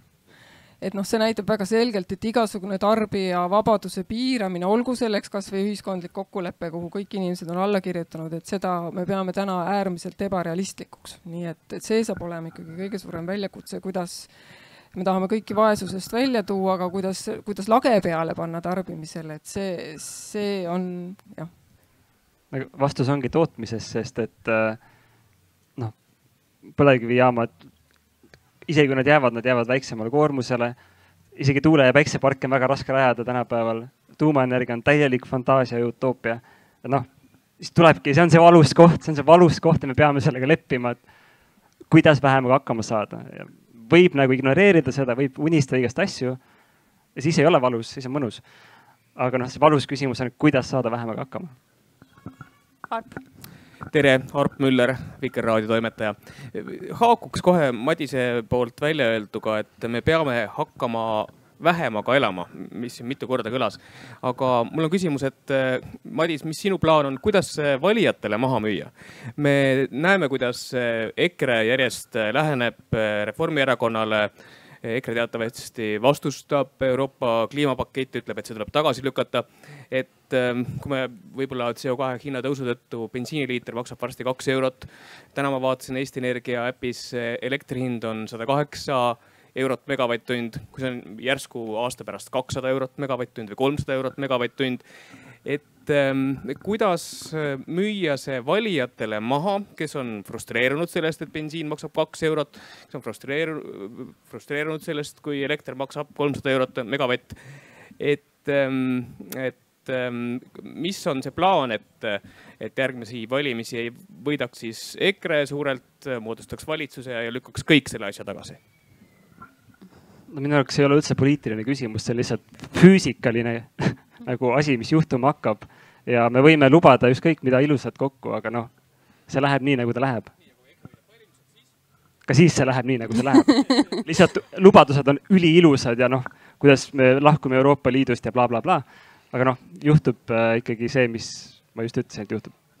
Ma küsiksin siis Jaak Aabi käest, et kas valitsus või mõni minister või kas või mõni poliitik Eestis on valmis arutama seda, et majanduskasvu ja pideva majanduskasvu tingimustes ei ole kliimakriisi pidurdamine tegelikult võimalik? No siin jälle jube nagu Arpki, kõik tahavad mustvalgeid vastuseid, EKRE annab mustvalgeid vastuseid. No ma ei tea, kui see meeldib paliga, aga elu ei ole mustvalge, nagu ma ütlesin. Ei, ma räägin, aga elu ei ole mustvalge. Ma ei tea, ma arvan, et enamus inimesi saab sellest aru. Et on erinevad mõjutajad ja siin tuleb otsida tasakaalu, lihtsalt midagi ei ole teha. Kuidas me jõuame selleni, et me oleme nõus vähem tarbima? Või mida iganes, me ei suuda prügikagi jõuda sinnamaani, et me suudaks neid korralikult, eks ju, no rääkimata kogu ketist, nii edasi, et me ei suuda seda, aastaid oleme üritanud teha ja ei suuda sinnamaale jõuda, et seda mõistlikult korraldada. Aga majanduskasv, no see on oluline, inimestel on heaolu oluline. Me ei saa öelda lihtsalt, et nüüd kuskil no näiteks me kogu aeg kaalume ju näiteks seda sama, et palju riik investeerib või palju ta valab nagu riigiraha kuskile teatud sektoritesse. See on ka see kuumendamine, et seal peab olema mõistlik. Öelda lihtsalt mustvalgelt jälle, et oi, et riik peab panema, ma ei tea, võtma jälle 100 miljoneid või miljardeid laenu ja kütma kuskile. Siin ongi see mõistlikkus tuleb ette. Ei tohi, siis ta kuumeneb üle ja lõpus kannatab see sama inimene, kes maksab kõrgemat hinda ükskõik milliste teenuste või asjade eest, kui me kuumendame majanduse üle. Et siin peab olema tasakaal. Aga kuidas jõuda sinna? Minul see vastus puudub, et me lihtsalt ütleme ja mõistame üksikisikuna, ühiskonnana, et me peamegi vähem tarbima. Et me peame vähem tarbima. Mina ei ole seda veel kuskil maailma otsas näinud. Ma arvan, et Euroopa Liit, kes nüüd selle oma kliimapoliitikaga tegelikult seab teatud eesmärke, tegelikult annab selle signaali võib-olla esimesena maailmas. Aga vastuseid nendele küsimustele ka ei ole. Praegu ei ole võimalik öelda niimoodi, et peatame majanduskasvu, et vaatame, kuidas hakkama saame. Aga seal on, ütleme siis kas või Eesti tingimustes võtta, võrdleme neid palkasidki ja sissetulekuid, eks ju, mis saab nende inimestega, kelle sissetulek on väiksed, kui majanduskasvu ei ole.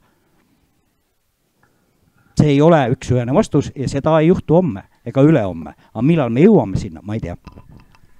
Mina olen tegelikult üdini pessimistlik, et see muutus tuleb läbi mingi kataklüsmi. Ja ma tahtsin midagi veel öelda, aga siis ma juhe jooksis kokku.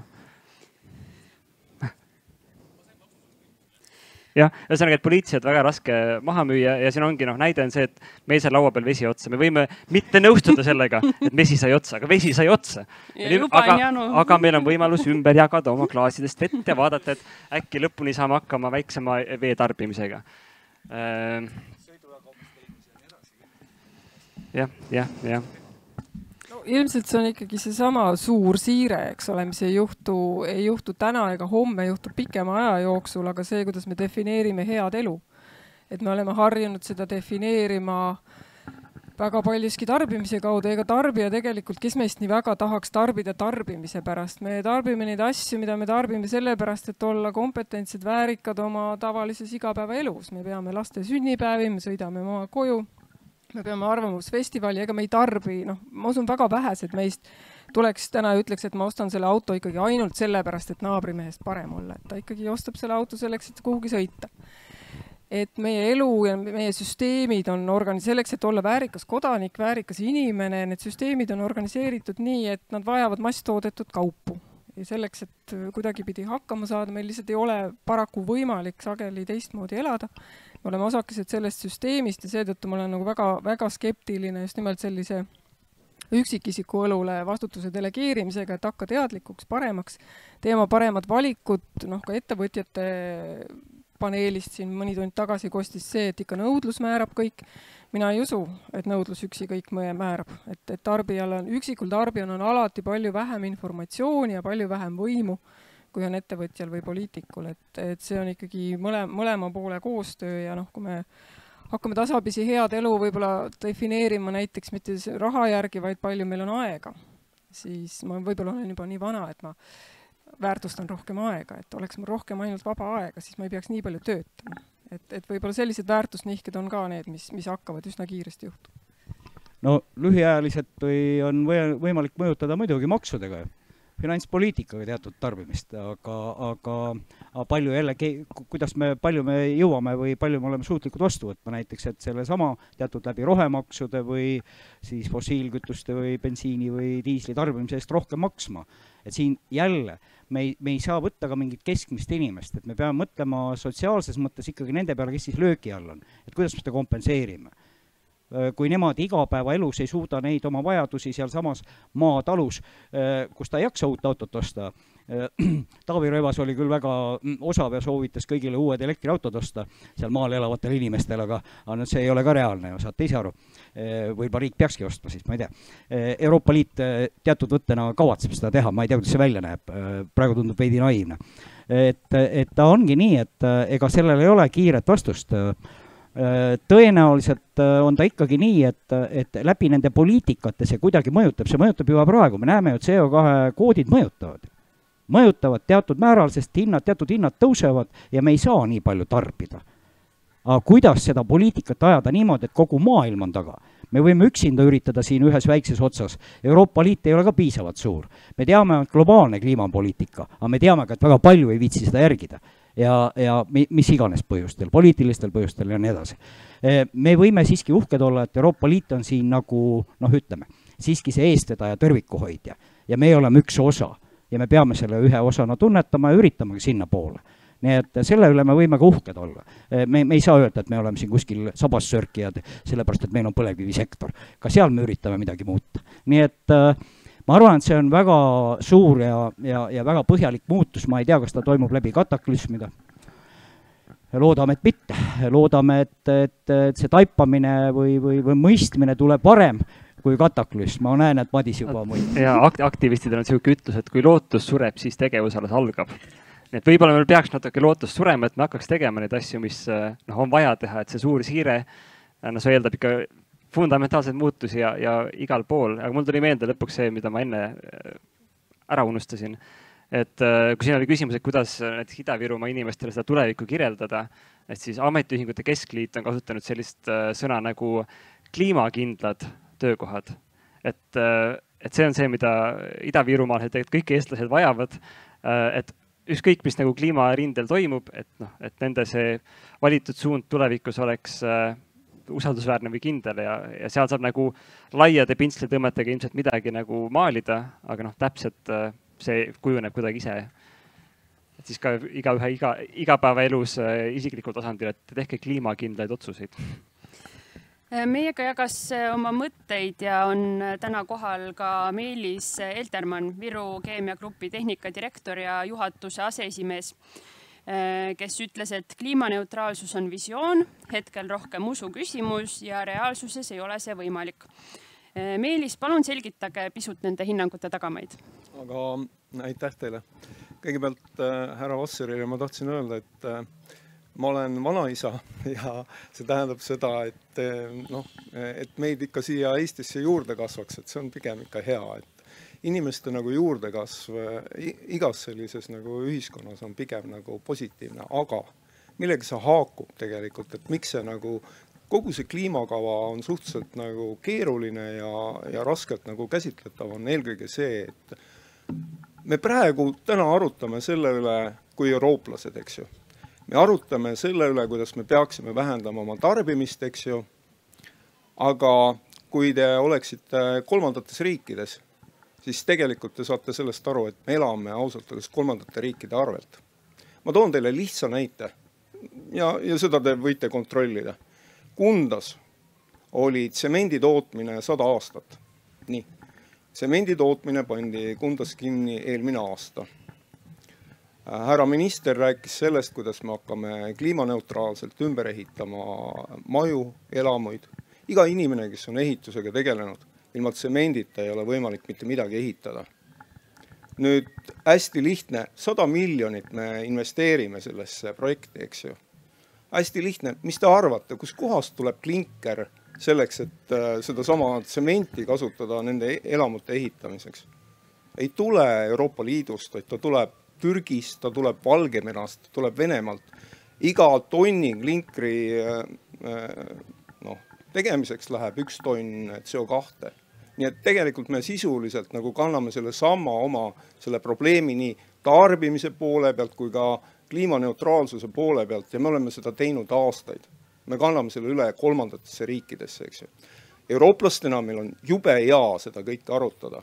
Ma toon teile näite veel, et okei, Euroopas elab 500 miljonit inimest, eks ju.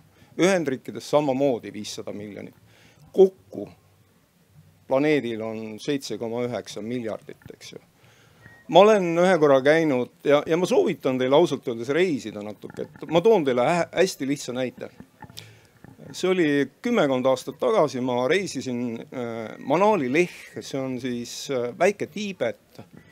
See on maailma kõrguselt teine selline maantee, eks ju. Ja sõitsin ühte väiksesse India külasse, eks ju.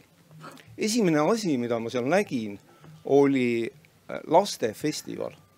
Ja teate, mis oli nende laste nagu selline loosung, mis seal üleval, nagu, mis oli selle festivali nimi? Selle festivali nimi oli Eurokids. Mis te arvate, miks see oli Eurokids? Sellepärast, et tegelikult need lapsed tahtsid elada täpselt samamoodi nagu meie siin ja rääkida sellest, kuidas me ausalt öeldes jagame ümber oma tarbimist ja vähendame seda. Ma olen jumala nõus, et tegelikult see on õige suund, aga küsimus on selles, et kuidas seda kõike panna konteksti, eks ju. Ja nüüd lõppude lõpuks nagu, et räägiks nagu lihtsatest asjadest. On olemas füüsikaseadused, millest kõik me nagu räägime. On olemas termodünaamika seadused, kes vähegi ülikoolis on käinud, saavad aru, mis see tähendab, eks ju. Ja on majandusseadused.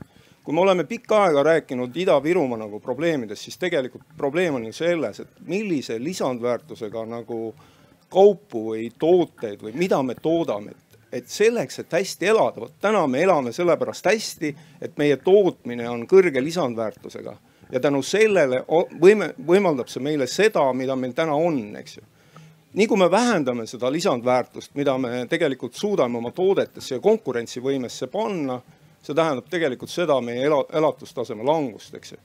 Et mul on nagu alati küsimus, et kus on need nagu lahendused ja mis on need lahendused? Et lihtsalt inimestele öelda, et okei, et teil on elektri hind kallinenud 2 korda, eks ju, võrreldes eelmise aastaga. Ja see on poliitika tulemus. See on fakt, eks ju. Ja küll, vähendame seda elektrit tarbimist, aga kas te olete nagu mõelnud nendele inimestele, keda see tegelikult lööb igapäevaselt tugevalt, eks ju? Vot see on see sama empaatia küsimus, mida ma ausalt öeldes nagu tahakski nagu teile esitada, et alati selliseid küsimusi tuleks vaadata natukene laiemalt ja mitte ainult oma enda selles heaolu mahlas, kus me ise täna elame. Nii samamoodi nii Rootsis, ükstaspuha kus siin Eestis, et minge natuke ja vaadake, proovige näiteks ülejäänud 5 miljardile selgeks teha, et nad tarbiksid vähem. Aitäh teile! Aitäh, Meelis! Nii kas teil tekkis mingisuguseid mõtteid vastuseks, mida sooviksite jagada? No minu mõte tekkis, et see tõesti on mingisuguse progressi märk, kui meil on väga palju ökoärevusega noori ühiskonnas. Aga kas see on see progress, mida me tahame? Ja teiseks, et seesama nullsumma mäng, et kelle elu peaks kallimaks minema, et kas on siis see tavainimene, kes on juba piiri peale aetud või see on suurtööstur, kes võiks natukene oma kasumit vähendada. Et mõlemale on valus, aga võib-olla suurtöösturile on vähem valus. Mõtted, mis minul tekkisid, on see, et ma lugesin hiljuti ühte artiklit, jällegi ma ei ole insener, aga seal oli välja arvutatud siis nende samade tarbimiskoridoride, millele ma ennem viitasin võtmes, siis nii-öelda energia tarbimine, küll džaulides, eks ole, mitte megavatt-tundides, energia tarbimine, et küttkorilane tarbis aastas per capita oli see vist 5 gigadžauli ja täna ja umbes 1850 siis nii-öelda enne selle suure tööstusprogressi hüppelist kiirenemist oli see umbes 20 ja nüüd tänapäeval, see on nüüd maailma keskmine, aga see kõik see meie heaolu on, eks ole, sinna sisse arvutatud, on siis 80. Ja selle artikli mõte oli siis see, et just nimelt nende nii-öelda, nad konstrueerisid sellise nii-öelda decent living või enam-vähem siis viisaka äraelamise teatud sellised normid on võib-olla kõlab halvasti, aga sellised ikkagi arvulised väärtused 10 miljardile inimesele. aastal 2050 ja said siis tulemuseks kõikvõimalikud erinevad andmebaasid, mida nad seal kokku panid, et on võimalik ikkagi need 10 miljardit inimest umbes 40 gigajouliga per capita aastas nii-öelda ära toita, katta, harida, sotsiaalkaitset pakkuda, et tänaselt 80-lt 40-le 10 miljardit. See on lihtsalt arvutuskäik, loomulikult see täna kõlab absoluutse utoopiana, aga teistpidi, puhtarvutuslikult on see jah võimalik, järelikult kui me unistame ja võtame selle visiooniks, et aastakümnete pärast, siis võib-olla on see inimestele siiski tehtav ja just nimelt ma olen selles mõttes väga nõus, et on äärmiselt silmakirjalik minu enda poolt ka istuda autosse ja sõita maakoju. Et me kõik siin, eks ole, tarbime seda heaolu ja jutlustada teistele, et teie seda ei saa, see niimoodi ei saa minna. Sellepärast ongi see pilt palju komplekssem, palju pikaajalisem ja seda ühte head kiiret vastust, et kuidas homme kõik olema hakkab, seda ei olegi. Aga see on inimeste teha. Ega selles suhtes ma ei ole nõus, et majandusseadused ja füüsikaseadused on üks ja sama. Majandusseadused on inimeste tehtud. Majandusmudel on inimeste loodud konstruktsioon. See on kultuuriline nähtus, see ei tule taevast. Et me saame ilmselt luua ka teistsuguseid majandusmudeleid ja teistsuguseid väärtussüsteeme. Et see on inimeste kätes. Aga see ei juhtu homme, vaid pikema aja jooksul. Ja teatud arengud on ka vastuolulised. Näiteks me räägime ju digiühiskonnast, digiriigist ja kogu aeg kanname üle järjest suuremaid mahtusid. Vaadake, kuidas meie telefonid ja arvutid ja kõik arenevad. Aga teate, mis väga palju energiat neelab, need samad serveripargid, kus need andmed siis seisavad või liiguvad. Tohutult energiat. Ehk üks energianõudluse kasv tuleb tegelikult digiarengutest. Ja kuidas seda lahendada jälle? Mina ei tea, kuidas me õpime mitte nii palju kasutama või mitte nii palju digiprügi kuskile üles toppima, ma ei tea. Selle Margiti arvutusel tahtsin öelda, et kui see, mida sa refereerisid, et jah, tõesti osadel tuleb see tarbimine alla, aga teistel tõuseb, on ju. Nad saavad see keskel kokku. Et kui ma räägin siin tarbimise vähendamist, ma räägin konkreetselt heal järjel eestlastest, mitte Bangladeshist. Et seda alati meeles pidada, mitte kasutada siukest head ähmast hajutustaktikat. Meil ei ole enam palju aega jäänud, kuskil 10 minutit, et võib-olla nüüd on aeg jälle mõneks küsimuseks. Ja? Aitäh. Kas see töötab? Kas ma olen kuulda? Ja. Ma mõtlesin tulla tagasi selle tänase küsimuse püstituse juurde, et miks see nii palju haiget teeb, et inspireerusin siin sellest arutelust, et oma lugu võib-olla jagada või perspektiiviga. Ja eelkõige just ka Anette alguse küsimus, et mis see kliimakriis siis kõikidele inimestele tähendab siin Eestis, et mis see siis mulle tähendab näiteks. Et alustades võib-olla kaugemalt, et mulle väga meeldib see elu, mida me siin elame, mida ma iga päev elan, ma naudin seda nii palju rohkem, kui ma tean, mis tähendab kliimakriis. Et mulle meeldib käia Arvamusfestivalil, astuda suvel sisse mõnesse kohvikusse, nautida ühte head kohvi või kaffelatet. Ja tegelikult teile vahet, see võib olla ka, see ei pea olema kohvi, see võib olla ka kohalik taimetee ja üldsegi. Tegelikult ma ei pea käima mööda Eestit, ütleme suvel autoga. Ma võin ka veeta selle oma talus terve suve. Ma ei pea mitte kuskil käima. Aga oluline on selle juures see, et ma tunneksin ennast turvaliselt. Ja see on see, mida mina kõige rohkem pelgan kliimakriisi juures. Et ma tulevikus ei tunne ennast enam turvaliselt Eestis, Eestimaal, Eesti riigis ja üldse. See, mis meid ees ootab, ma ei arva, et see on väga kauge tulevik, sest ma näen iga päev uudistes, mis maailmas toimub ja kuidas see meid hakkab mõjutama. Kui see meid täna ei mõjuta, siis see ebastabiilsus, mis maailmas on tekkimas just kliimakriisi mõjul, see on see, mis meid hirmutab. Et kuidas meie väikse riigina sellele vastu paneme, et kas meie jääme siin inimestena püsima selles riigis või saab me jääme lihtsalt jalgu sellele suurele protsessile, mis on poliitiliselt toimumas ja just kliimakriisi tõttu ka. Et see on see, mille pärast mina arvan, et me peaksime tegema kõik, mis meil on ülimalt võimalik teha. Et midagigi veel muuta, et kas või edasi lükata seda, et me saaks oma head mõnusat elu siin Eestis nautida sellisena, nagu meil praegu see on. Ja, vabandust, et ma nüüd nii pikalt jäin rääkima. Aitäh nende mõtete eest. Kas keegi veel?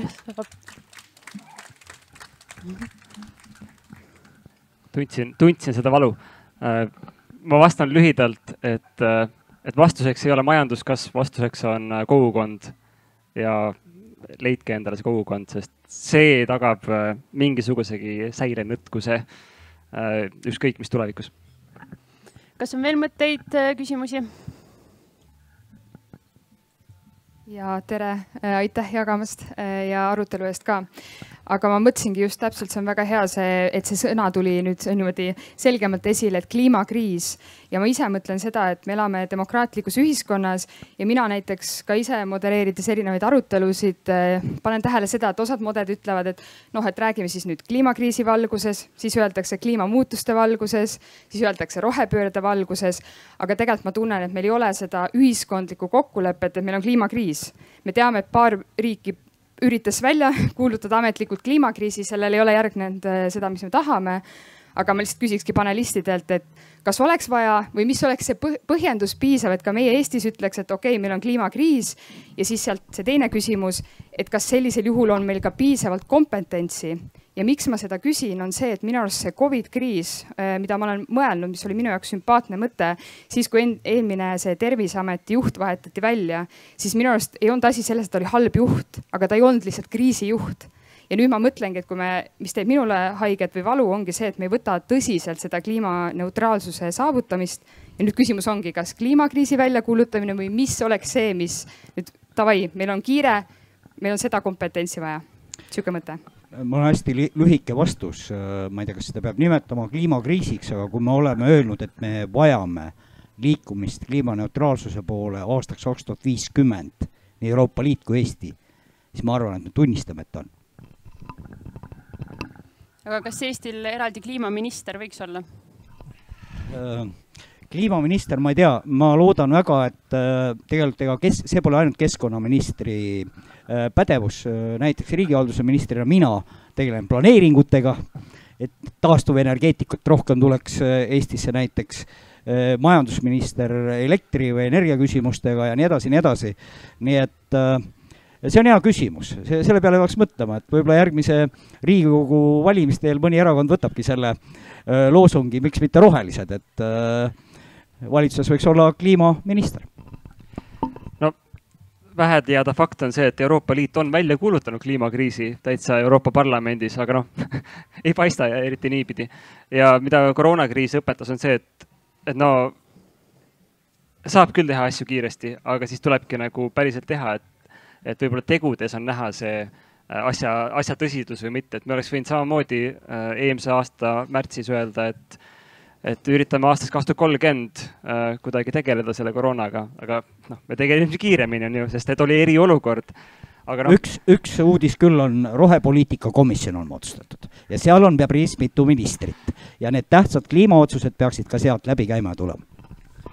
Mina olen küll selle vastu, et kliimaminister meile oleks, sest et see on absoluutselt läbiv teema ja me vajame siin palju paremaid andmeid ilmselt edaspidises elus nii tarbijad kui kõikvõimalikud otsuste tegijad, mis puudutavad tõesti erinevate toodete, teenuste, kõige, mis meid ümbritseb nii-öelda täis elutsükli analüüsi, tõesti lehmast piimani, pakendini ja äraviskamiseni.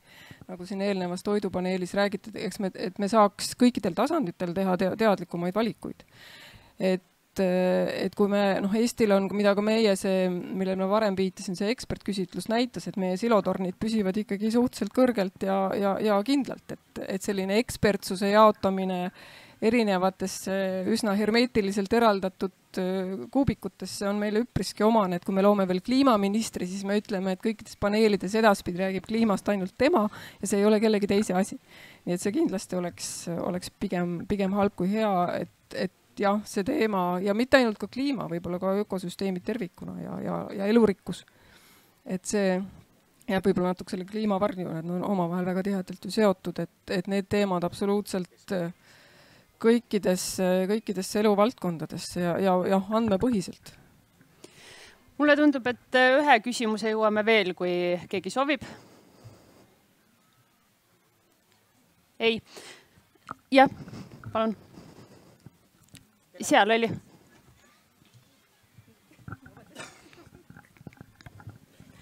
Ma lihtsalt tahaks kommentaari mõttes lisada, et maakondades on tulemas ja algamas kliima- ja energiakavade koostamised. Tartu linnas on näiteks olemas, meie maakonnana nüüd tahame järgi minna ja kutsun inimesi üles julgesti nendes aruteludes osalema, et see on see koht, kus te saate anda oma panuse ja see on ka see koht, kus me saame siis kaasata ka kogukonda ja mõelda koos ja tegutseda koos. Jah, aitäh märkuse eest, et kliimaenergiakava, mis viimati kinnitati Eestis 2019 aasta lõpus, läheb uuendamisele, arvestades ka Euroopa Liidu ettepanekuid. Kas need ettepanekud 100% kõik käiku lähevad meie koha pealt, oleneb läbirääkimistest. Ja need läbirääkimised tõenäoliselt ei saa olema kerged ja neid arvamusi ka liikmesriikidel on väga erinevaid. Ma arvan, et sellest kliimapaketist esimesed osad hakkavad võib-olla jõustuma 2023, no me räägime lähiaastast või lähiaedast, aga ka Eesti kliimaenergiakava läheb uuendamisele, nii et ühinen selle kutsega, kõigil on võimalus osaleda. Hästi nopedasti ma küsin meie panelistidelt siis viimase küsimuse täna. Nagu me oleme siin rääkinud, siis iga inimese panus kliimakriisi on erinev ja ka võime seda kliimakriisi pidurdada on erinev. Et kuidas teie mõtestate, mis teie konkreetselt, teie suurim võimekus, teie suurim võimalik panus kliimakriisi pidurdamisesse on? Mina tahaks ikka teadust teha ja erinevate inimestega rääkida, et ma arvan, et see, kui me natukene suudame oma teadusrühmaga kaasa mõelda, mudeldada neid erinevaid võimalikke sekkumisi ja tõesti otsustajatega kõneleda, et kuidas võiks ühiselt paremini lootust kaotamata tegutseda, et see on üks ja teine asi, et ma kolisin oluliselt väiksemale elamispinnale. Et see on minu isiklik panus. Aitäh! No mina olen viimased 3 aastat pannud sellisesse kliimamuutuste leevendamise töösse oma aega ja oma närvirakke ja võib-olla selle aja jooksul ma olen natuke suutnud peenhäälestada seda protsessi ja ma näen, et edaspidi ma panen oma aja kohanemisse. Sest ma tundub, et sellega tegeletakse vähem ja see on samal ajal järjest olulisem.